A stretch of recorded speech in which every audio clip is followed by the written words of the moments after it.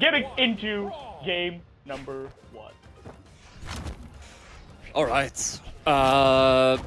Also, I mean, we might be able to see this just shortly by the gameplay. Very interesting thing about Rikka. Mordex, of course, 2 string weapons would stand out as being a legend where you need to read a lot. As far as I know, Rikka doesn't really read that much. His gameplay is like solely focused on reacting to how the enemy escapes out of his options, which is a tech that you can go for if you play like 1,000 ranked games per season, because you're gonna have that muscle memory. That's so interesting. So, like, most other stringy weapons players, like most other sites and gauntlets, they are going for the reads, versus Rikka is just going for option coverage and reaction. Of course, both types of players have to do both and do a little bit of both. But Rikka's leaning way more. Yeah, okay. He's leaning more into that than most other Mordex players and most other gauntlets and scythe players for that matter. But so far, Sgrape is giving him a little bit of a lesson in Mordex neutral and even Mordex advantage states a little bit. Oh my god, yeah, and Rikka, it seems like that was definitely a read there with the Sig usage, but Sgrape, yeah, there Rikka trying to bait a dodge, but Sgrape not giving it to them. Ooh, I mean, Sgrape has been so on point. Baiting the recovery there, no resources, and they're gone. All right, 3 stocks against 1 so far. This has not been a super strong game for Rikka, as Sgrape, as mentioned previously, I mean, he's just in control. He is deciding which direction this game is going in. And I always, if somebody plays my character or my weapons, I feel like they have a advantage against the things that I'm looking for, right? They're like, oh, I'm more experienced in this matchup because I know all the things. I know what strings you're going for. I know what reads you're going for. I'm just going to do them better than you. And Sgrape showing the skill gap a little bit.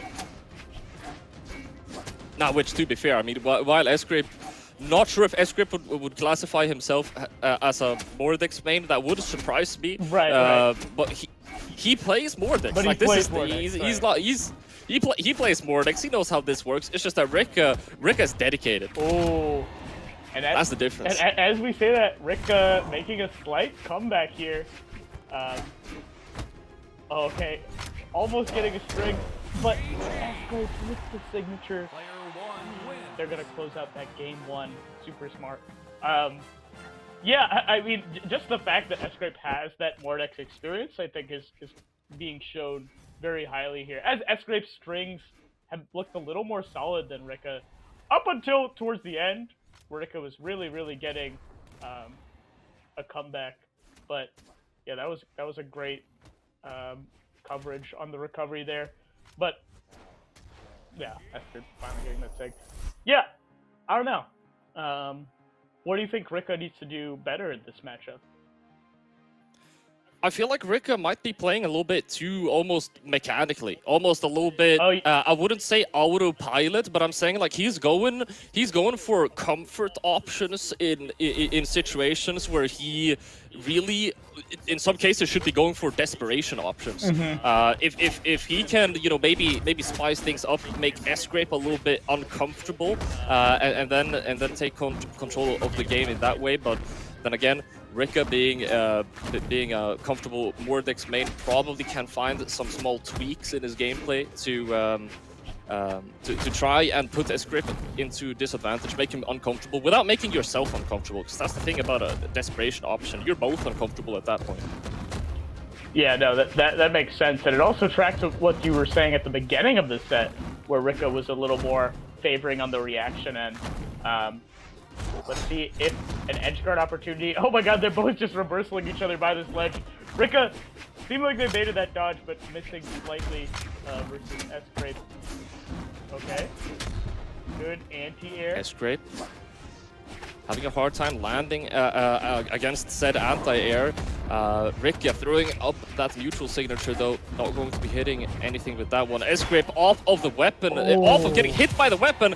What a crazy set of interactions. I am going to be excited to see that one on the replay earlier. I don't know why, but that just looked so clean and good. Yeah, it's great. That was satisfying. Being able to convert off that was so impressive. And now we see the long form neutral kind of coming out from Sgrape. We saw a little bit of this in the first game, where Sgrape was just spacing around. Oh, Rikka waiting but not punishing the dodge there from Sgrape. But Sgrape was spacing around a lot of the Rikka normals across the stage, and then as soon as Rikka was coming in with a normal of his own. So super smart from Sgrape. Like this side neutral. Let's see. Okay. I might be grasping at straws at this point, but even though he went off stage and didn't go for an attack, it might be an indicator that Rikka is just trying to stress Sgrape out with pressure here. And in that case, I mean, looks like it's kind of working. Yeah, Rikka with a slight advantage here. And so many weapon tosses have been getting mileage for Rikka. Okay. They're missing one. Oh my god. Quick weapon snatch into the recovery. Right, and that's going to be Rikka now with a fairly solid lead at this point. Throwing Sgrape off stage as well. Ground pound. What a massive commitment, and he's going to get punished for it. No options. Ground pound to deny the wall touch. It's not going to be a knockout, but Rikka, he starts for... He just goes for another edge guard. Sgrape still makes it up, but he shuts it down again. How many times did Rikka just deny him to get back up? I need 5? I want to count. Yeah, let's see the replay on that one as Rikka takes a commanding game 2 off the back of some really, really solid strings. We saw like them baiting out the Sgrape dodges a little bit the earlier this game and the game 1, but not capitalizing too much. There we saw intense capitalization as soon as Sgrape was out of resources. And although that highlight doesn't even do that last stock justice, because that was a like 10-second extended edge guard coming out from Rikka, where he was chasing Sgrape down, baiting the dodges, covering the drifts. Just super impressive sight and Gauntlet's play.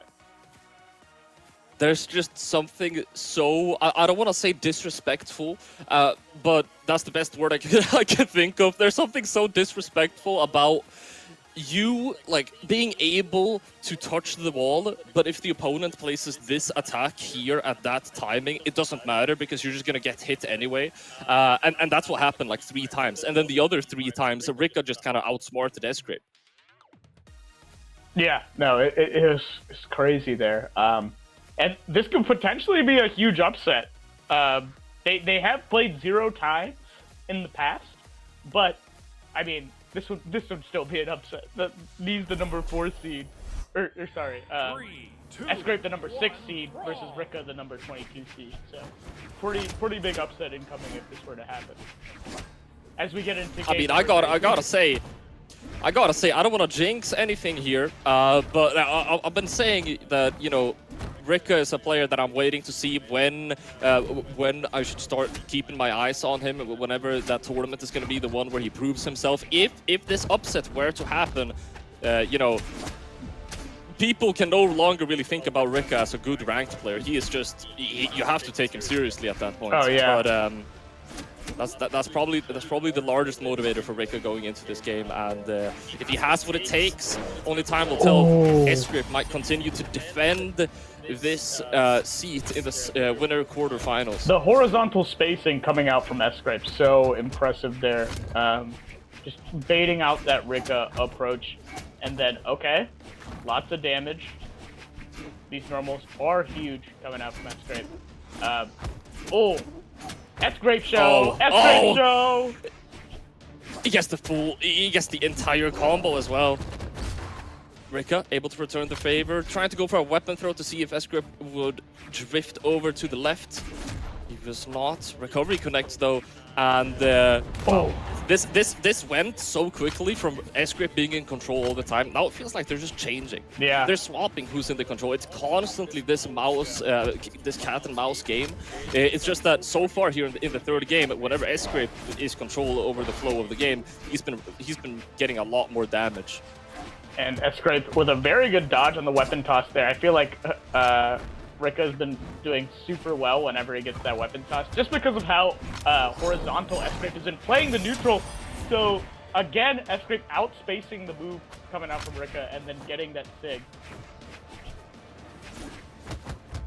Alright, able to get in with an unarmed nair to put some distance between you and your opponent so you can pick up that weapon. Could lead into the knockout now. Sgrape has plenty of options still though. With a nice mix-up, he's going to be able to get back onto the stage, and Rikka is going to have to try and find another opportunity to get the knockout. If Sgrape is able to rack up some damage here and get a lead going, that could be devastating for Rikka. And Rikka looking for the D-Light into recovery. Sgrape playing that horizontal neutral on the other side of the stage, waiting for a Rikka overshoot. Okay. And yeah, the weapon toss coming Weapon out. throws coming out again. Okay, and that's going to be the knockout as well. Sgrape getting some damage, but not really that much for it to make a significant difference here in the final stock, especially as you're getting thrown off stage with a scythe. Rikka going for the active input back onto the stage instead, though, trying to get a longer combo. He's just winning these neutral interactions. Yeah. Sgrape is not hitting him. Oh my god, and Rikka, so much momentum here. Sgrape finally getting the scythe play in. Alright. Scythe ditto, scythe ditto. And the horizontal weapon toss again. Sgrape's just showing that dash dance in the corner, and Rikka is covering it super well. Oh, went for it all with that sig. Oh, Rikka tried to get into the corner there. Corner dodge. Oh my god. Side signature from Sgrape all that time ago, playing some conditioning at this point. Both of the players know that we're looking for knockouts at this point. We're gonna start seeing signature effects anytime now. And light to throw Rikka off stage though. We're setting up for an edge guard. Trying to be careful. How are you gonna move to get back up? That'll do the job. Oh my god. Oh! Sgrape with a very important weapon. Oh. Alright.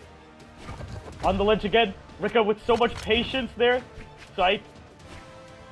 Coming out. Oh my god. I can't believe he's going for these weapon tosses. It's like high percent like this. No fear. No fear on this man. No fear! There you go. You fully commit to the weapon starve. It's almost like you forgot your opponent can actually use attacks if he wants to. The D-Light caught Sgrape completely off guard. To be able to time an unarmed D-Light whenever an opponent is just bouncing around the stage, I mean, that hitbox is not large. That's very difficult. Yeah, Sgrape had so much control of the weapons at last stock, and I felt like he was playing really aware of when he did and didn't have a weapon. And we saw him playing very, very defensive when he didn't have a weapon, and then, you know, start playing a standard neutral when he did. Rikka, on the other hand, was going ham, regardless of whether he had a weapon or not, which is respectable and also very, very scary to deal with. We say neutral is a hot and cold type game. You know, you don't know when people are coming in, when people are playing more defensive, and usually at those high stakes last stock situations, people do play more defensive. So it's terrifying if somebody's just going in on their last stock, yeah. They could also get knocked out. And I also want to mention the amount of light attacks, 90 to 91. We're definitely getting a lot of gameplay per game. Yeah, they are hitting buttons. All right. Now, I remember we used to have a super old, in the old stat page, we used to have damage per interaction. It would be kind of fun to see amount of interactions per game as well. You know, you have a Teros going up against, I don't know, two defense legend, 14 interactions for the entire game. These guys, I don't know how many, 180, 200 interactions. Oh, Sgrape with the legend swap. That's interesting. Saying, I'm no longer playing you. Okay. Yeah, and this is definitely... I mean, I said Sgrape, he is a comfortable Mordex player. This is definitely the legend pick. I would say is even more of an Sgrape pick. Now, how do you feel about this matchup? About this matchup, honestly, I do not have the confidence I do not have the confidence to comment on that. But fair enough. allow 3 stocks. Allow these 3 stocks to pass, and we might be able to reach a consensus. In my headcanon, I like Spear into 2 stringy weapons because Spear's all about that neutral. Oh my god. And I feel like if Sgrape is playing really solid, maybe he could shut down Again. Rikka, but it's been all Rikka so far.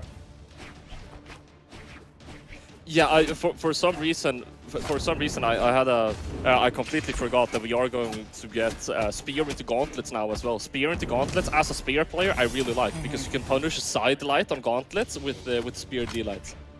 And Sgrape opting for Lance here. This is also interesting. Lance definitely has like crazy range. Not gonna be having to play the ranges that Scythe is really good at. That Rikka doesn't seem to care that much. He's kind of going in. All right, trying to again. Rikka is so good.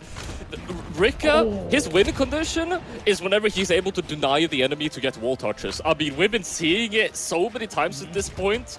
That's when Rikka is at their strongest now. In that very last interaction, it did not work as successfully, and he's still able to get the stock. Full stock lead for Rikka now. The dream is alive. This could be the upset of the tournament if this happens. At least so far, as we're still in top 32.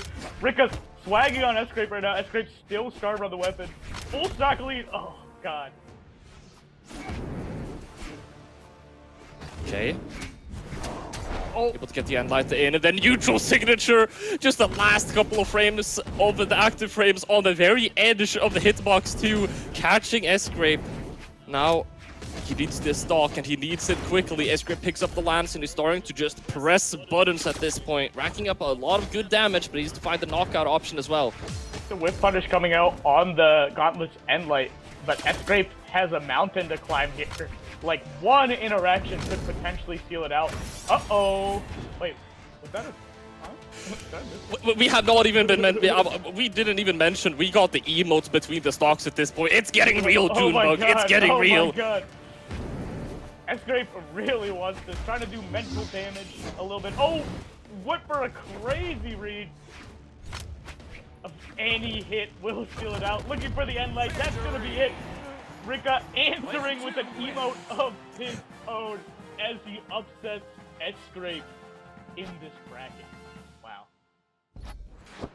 Wow. I'm at a loss for words. I said it earlier, and I'll say it now again. Knowing the events that have transpired, if Rikka is able to beat Sgrape, I would consider him to be a player that